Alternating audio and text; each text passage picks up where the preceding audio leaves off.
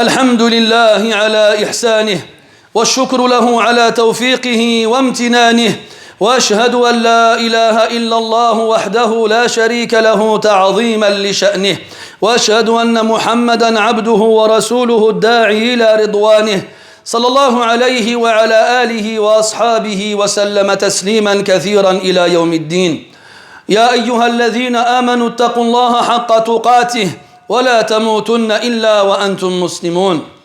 Chers musulmans, nous sommes toujours dans le mois de Shawwal. Et ce mois-ci était le fruit d'une superstition chez les Arabes avant l'islam. Ils refusaient de se marier durant ce mois-ci. Ils pensaient que si quelqu'un se marie avec une femme durant le mois de Shawwal, alors cette femme-là se refusera à lui, comme la chamelle qui met sa queue devant son orifice pour empêcher le mâle de la féconder.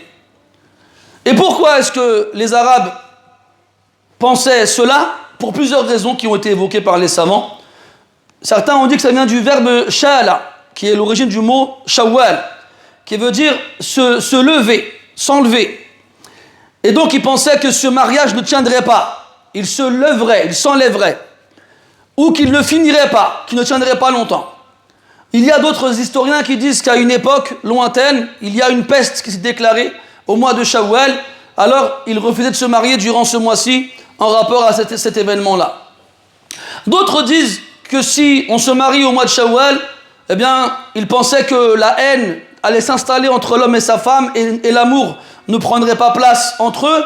Et donc l'homme ne se rapprochera pas de cette nouvelle épouse et elle n'aura aucune comment dirais-je, part d'affection venant de son mari.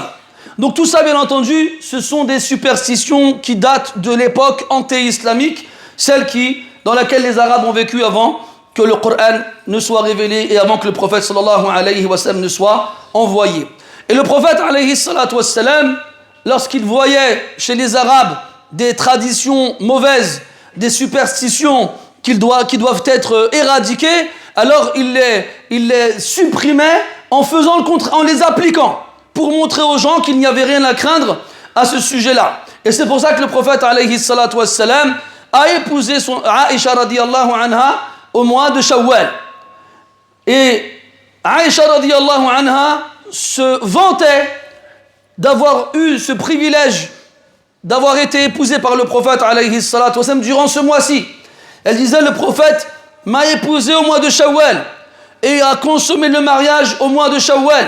Laquelle des femmes du prophète avait plus de part d'affection de lui que moi?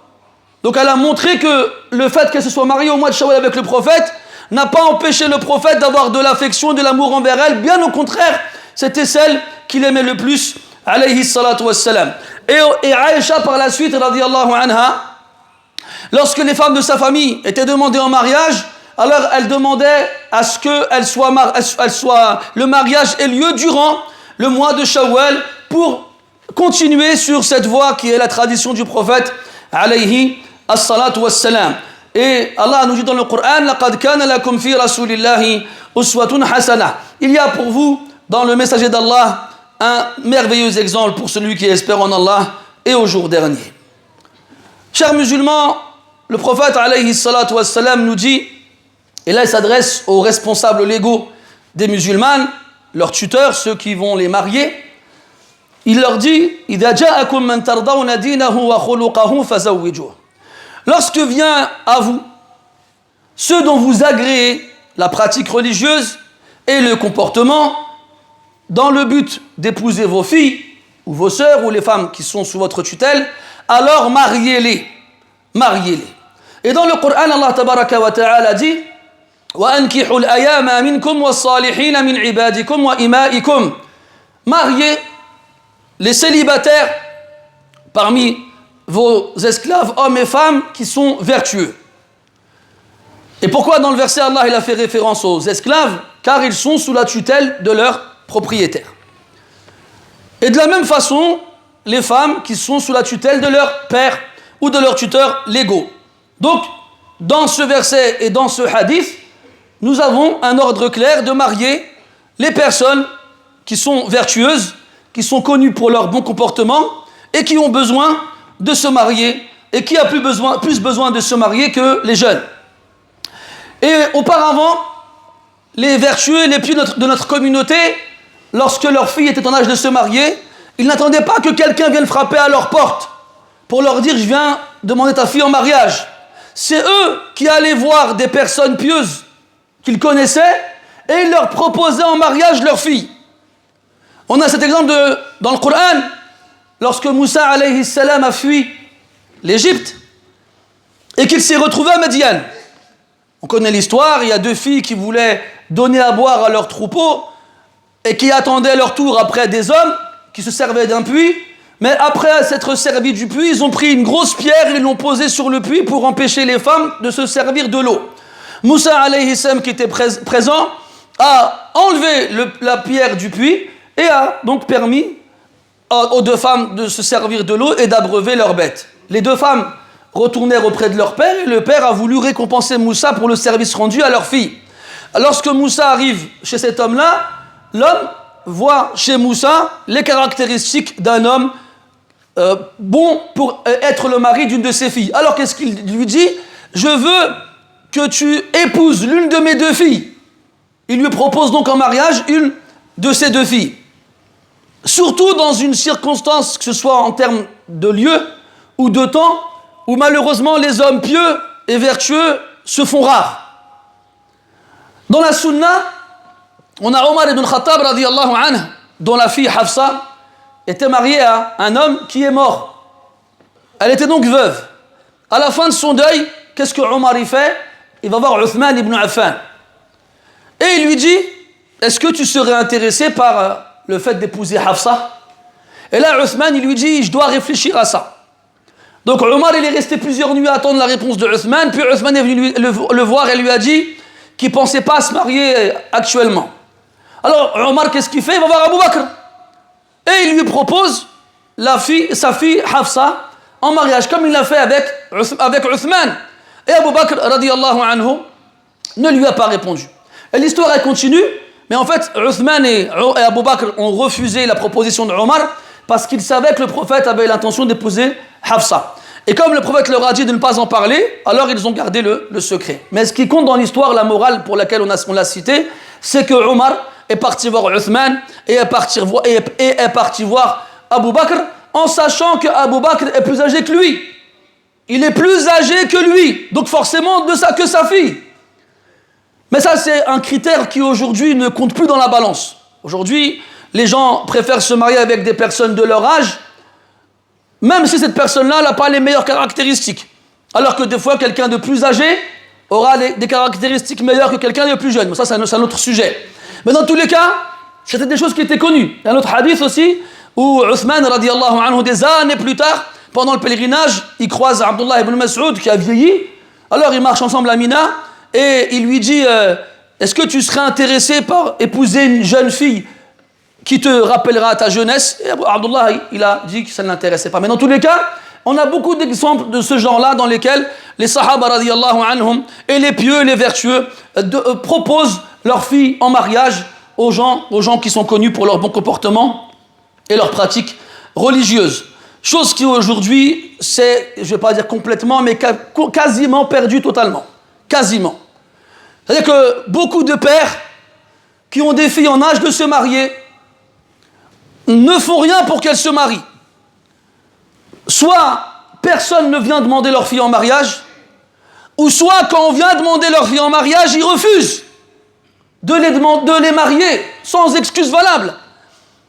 Et ils préfèrent garder cette fille-là chez eux. Et cette fille-là, elle a un certain âge, elle prend de l'âge, et c'est un être humain, donc forcément dans son corps il y a des choses qui se passent. Et après, si la piété elle n'est pas présente, si la foi elle est basse, si les tentatives du diable d'égarer les gens sont nombreuses et puissantes, alors les gens ils tombent dans le péché de la fornication, et après les pères et les mères ils se tirent les cheveux, ma fille elle a forniqué, mon fils il a forniqué. Mais c'est peut-être à cause de toi qu'ils en sont arrivés là.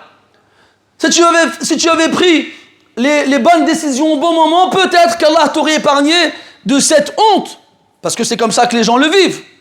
Surtout chez nous les Maghrébins, il faut que la fille, quand elle sort de la maison, elle soit nickel, propre, que personne n'ait à dire quoi que ce soit la concernant.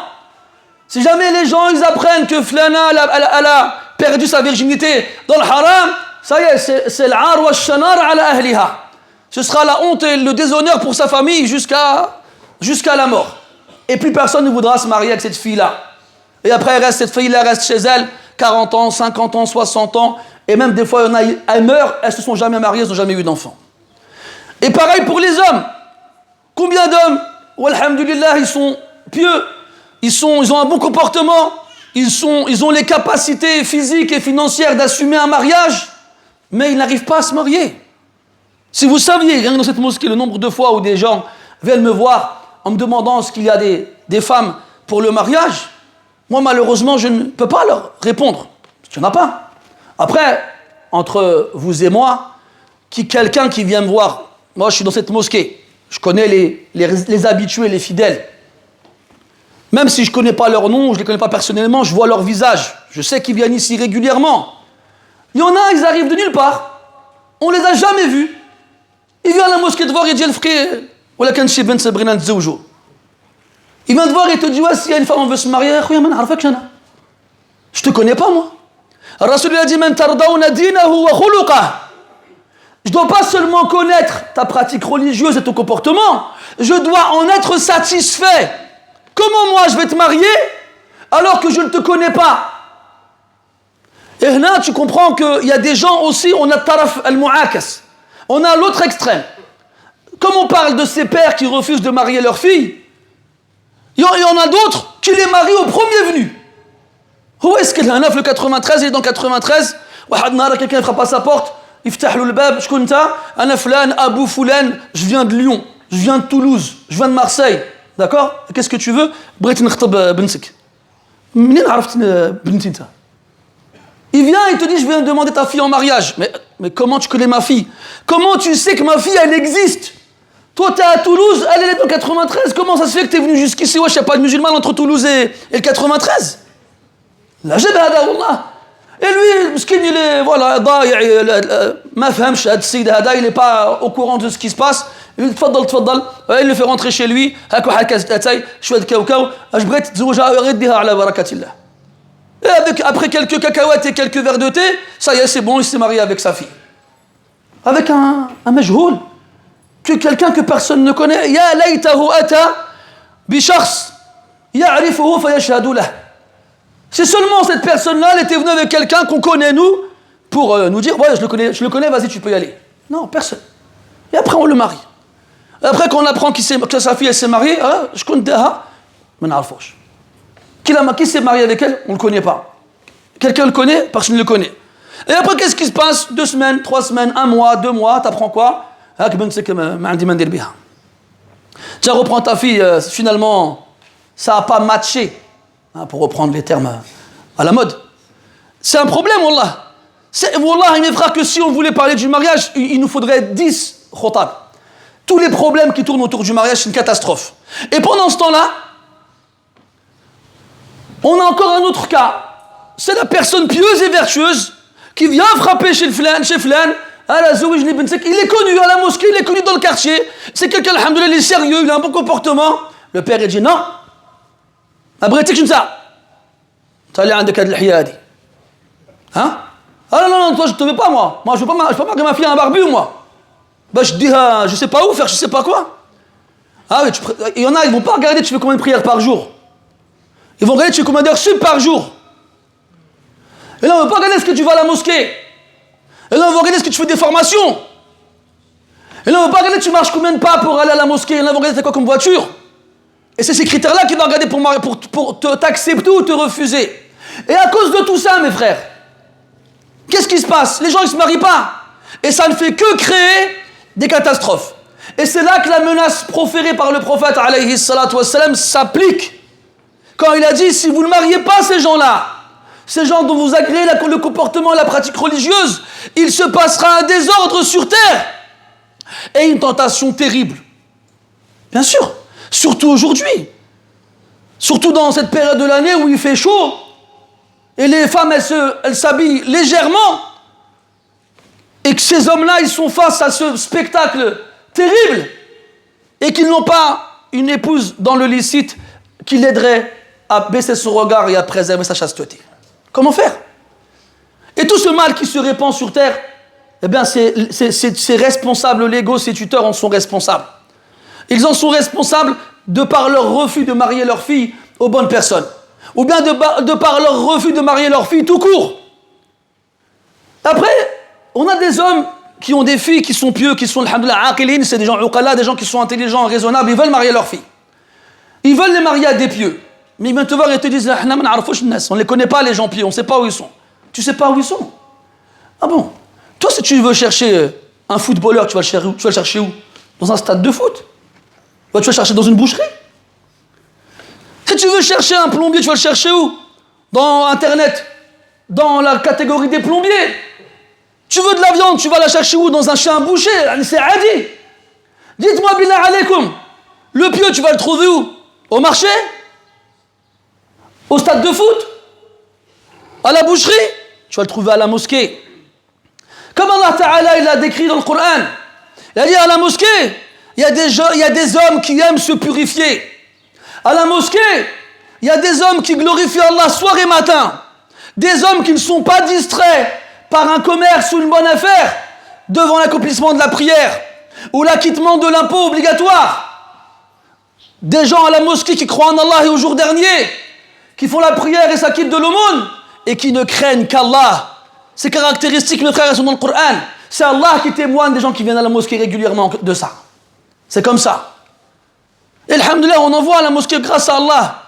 Des jeunes, ils sont là, ils ont la vingtaine, la trentaine, ils ne ratent pas une prière à la mosquée, ils rendent service, ils sont polis, ils travaillent, ils sont sérieux. Et ces gens-là, ils n'arrivent pas à trouver à se marier. Et dans la même mosquée, il va prier à côté de quelqu'un, il a une fille de son âge, ou plus jeune que lui, en âge de se marier. Il ne va pas se dire, c'est mieux, je le marie à Hadak, Bada. Je le vois tous les jours, je sais où il habite, je le connais, il fait la prière, il est gentil, il a un bon comportement, je connais son père, je connais son frère. C'est mieux, je me marie avec lui, ma fille, que Wahad Barrani man arfouch, qu'un étranger que je ne connais pas. Mais non, il ne le fait pas. Il ne le fait pas. Et c'est un problème. Wallah, mes frères, c'est un problème. Fa'ayyuha al-aba, vous les pères de famille, vous qui avez des filles en âge de se marier, attention. Wallah, il y a un jour, votre fille, elle va venir vous voir, elle va dire, je vais partir avec Jean-Jacques. Qu'est-ce qu'il y a? Tu vas faire quoi? Tu vas faire quoi? Elle a 25 ans, qu'est-ce que tu vas faire? Et encore, et encore, celle-là, elle t'a prévenu. Il y en a qui ne préviennent même pas. Un jour, tu ouvres la porte de la chambre de ta fille, la chambre elle est vide, il n'y a personne dedans. Fais mchat, bil ma'koul. Ça te qlib alayha anta d'abord. Va chercher après, vas-y. Moi, une fois dans cette mosquée, il y a un homme, il vient me voir, il me dit, j'ai un grand problème. Je dis, qu'est-ce qui s'est passé? Il dit, ma fille, elle est partie avec un garçon. Je dis, ta fille, elle a quel âge? Il me dit, elle a, je sais pas, 19 ou 20 ans. Je dis, qu'est-ce que tu veux faire? Dis-moi, Bilal, allez, qu'est-ce que tu veux faire? Tu vas sortir avec ton cheval et un assaut et lui, elle a attrapé, comme on a attrapé les taureaux avant. Tu peux pas, c'est fini ces choses-là. C'est fini. Kheb Qassaket, il est resté silencieux, il m'a dit, ça fait 30 ans, il m'a dit, ça fait 30 ans, moi je fais la prière et je vais à la mosquée, j'ai fait le pèlerinage, tout ça, ça va partir en fumée. Je dis, comment ça? Il m'a dit, si jamais je les trouve, je vais leur faire quelque chose de pas bien. Je dis, non, Al-Hajj, Allah yadik. Tu vas tout gâcher pour ça? T'es marié, t'as eu des enfants? Oui. Et wa khalliha, Rabbi yahdiha. Qu'est-ce que tu veux faire quoi? Qu'est-ce que tu veux faire? Parce que nous, on se réveille quand c'est trop tard.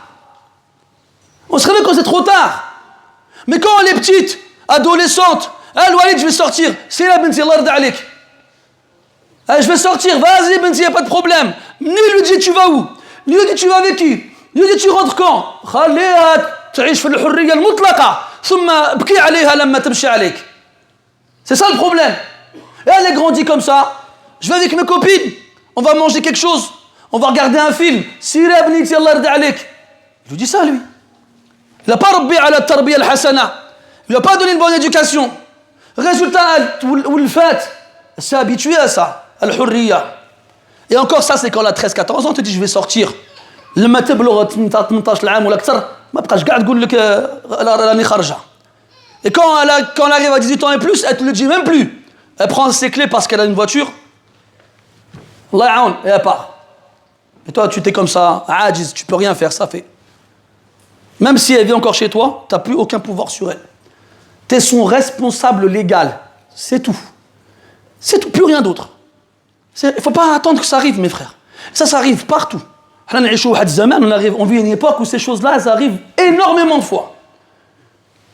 Donc demandez à Allah, yu'afikum min hadhihi al-balaya. Il faut demander à Allah, il vous préserve de ces choses-là. Et au lieu d'attendre que ça arrive, prenez-les devant. Prenez-les devant. Regardez à la mosquée. Regardez les frères, les jeunes, il y en a, alhamdulillah. Regardez-les. Et allez les voir. T'es marié? Ah d'accord. Et après tu le laisses. Ou chauffer. Est-ce qu'il est là à toutes les prières? Comment il est? Est-ce qu'il est gentil avec les personnes âgées? Est-ce qu'il aide? Est-ce qu'il est au service des gens? Est-ce qu'il a un bon comportement? Quand tu vois qu'il répond aux conditions, c'est l'ando.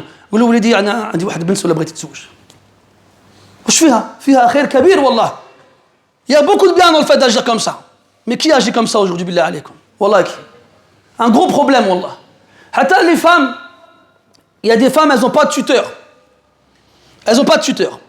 Leur père, il est mort, ou la muhim, c'est une convertie, son père, il n'est pas musulman, elle n'a pas de tuteur. Comment elle fait pour se marier, Hadi? Elle aussi, elle a un problème. Et Al-Bukhari, rahmatullah alayhi, dans son sahih, il a un bab, sammahu, babu, ardul mar'ati nafsaha lirrajuli salih. Les zawaj. Il y a un chapitre où Al-Bukhari, rahmatullah alayhi, qu'il a intitulé le fait que la femme se propose elle-même à un homme pieux pour le mariage. Et les ulama, ils ont dit que c'était permis par rapport à un hadith où une femme s'est proposée au prophète alayhi salatu wassalam. La différence, c'est qu'elle s'est proposée au prophète sans demander de dot. Et ça, c'était propre à lui alayhi salatu wassalam. Quant aux musulmans, il y aura une dot forcément dans le mariage obligatoirement. Al-Muhim, les causes licites, elles sont nombreuses, alhamdulillah. Comment faire pour se débarrasser des causes licites et tomber dans l'illicite? La mushkila wallah. Donc il faut craindre Allah. Il faut craindre Allah subhanahu wa ta'ala et faire les causes légales, celles qu'Allah il a légiférées pour se marier. Les hommes qui ont les moyens physiques et financiers de se marier, qui ont une bonne pratique religieuse et un bon comportement, qu'ils se marient. Qu'ils n'attendent pas le dernier moment quand il sera trop tard. Après, alors que le Rasul a dit sallallahu alayhi wa sallam, celui d'entre vous qui peut entretenir un foyer, assumer un mariage, qu'il le fasse. Et celui, Allah qui n'a pas les moyens financiers ou physiques de se marier, alors qu'il prenne les causes qu'Allah il a légiférées. Qu'il baisse son regard, qu'il multiplie le jeûne, qu'il évite d'aller dans les endroits où il y a des tentations, et qu'il demande à Allah Ta'ala de le marier, en faisant beaucoup d'invocations. Et ainsi, Inch'Allah Ta'ala, Allah lui permettra de se marier très rapidement, et surtout éviter les causes qui ne sont pas légiférées. Et quand je dis éviter, ce n'est pas dans le sens permis de la chose. Non, éloignez-vous-en comme on s'éloignerait d'un lion qui nous attaquerait. Et quelles sont nombreuses ces causes aujourd'hui, wallahi mes frères. Ib alaykum, ib alaykum. C'est une honte que de discuter avec une fille vierge qui n'a jamais été mariée pendant je ne sais pas combien de jours, alors que son père il est là. Wallahi, on apprend des choses aujourd'hui, elles sont extraordinaires, wallah. Ouais, je suis en train de parler avec une sœur et tout ça, je suis en train de voir avec elle pour le mariage. Ah ouais? Elle n'a pas de père? Si. Oh mec, pourquoi tu ne vas pas voir son père? Pourquoi? Comme on faisait avant, depuis toujours. Pourquoi? Rasul sallallahu alayhi wa sallam a dit que la femme vierge, quand on lui demande son avis sur le mariage, tu veux te marier ou pas? Si elle est d'accord, fasumatuha idnuha. Son silence vaut consentement.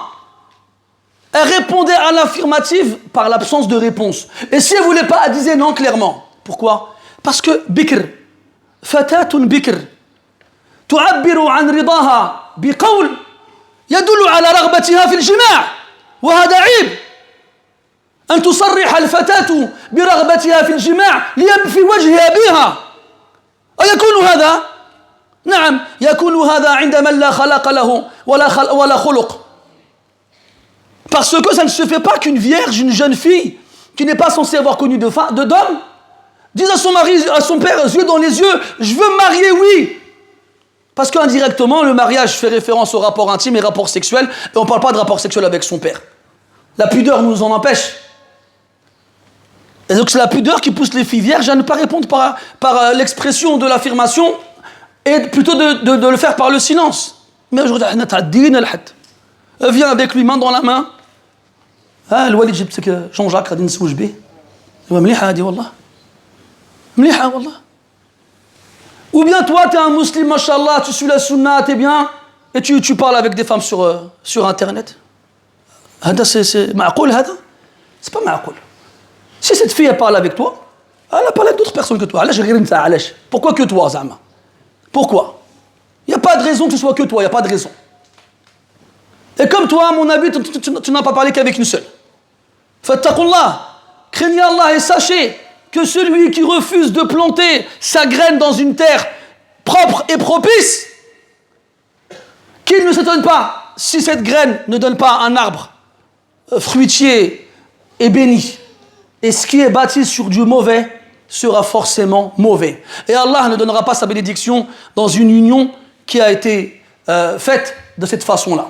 فنسأل الله سبحانه وتعالى بأسمائه الحسنى وصفاته العلى أن ييسر للعزاب الزواج وأن يوفق النساء الصالحات بالزواج برجال صالحين وأن يوفق الرجال الصالحين بالزواج بنساء صالحات وأن يوفق أولياء أمور المسلمات إلى اتباع سنة سيد الأنبياء والمرسلين وخير رجال هذه الأمة من المؤمنين ونسأله سبحانه وتعالى أن يجنبنا من الفتن ما ظهر منها وما بطن اللهم إنا نعوذ بك من الربا والزنا والزلازل والفتن وسوء المحن ما ظهر منها وما بطن يا أكرم الأكرمين اللهم اغفر لجميع موتى المسلمين واشف جميع مرضى المسلمين وارفع البلاء عن المبتلين واقض الدين عن المدينين وهب المسيئين للمحسنين واغفر لنا أجمعين يا رب العالمين أحد الإخوة تصدق بصدقة يطلب الدعاء لأبويه وإخوته الموتى فنسأل الله سبحانه وتعالى أن يرحم الجميع وأن يتقبل من هذا المتصدق صدقته ومن جميع المتصدقين وأن يغفر جميع موتى المسلمين إنه ولي ذلك والقادر عليه سبحانك اللهم وبحمدك أشهد أن لا إله إلا أنت نستغفرك ونتوب إليك وصلى الله على نبينا محمد وعلى آله وأصحابه أجمعين والحمد لله رب العالمين وقوموا إلى صلاتكم يرحمكم الله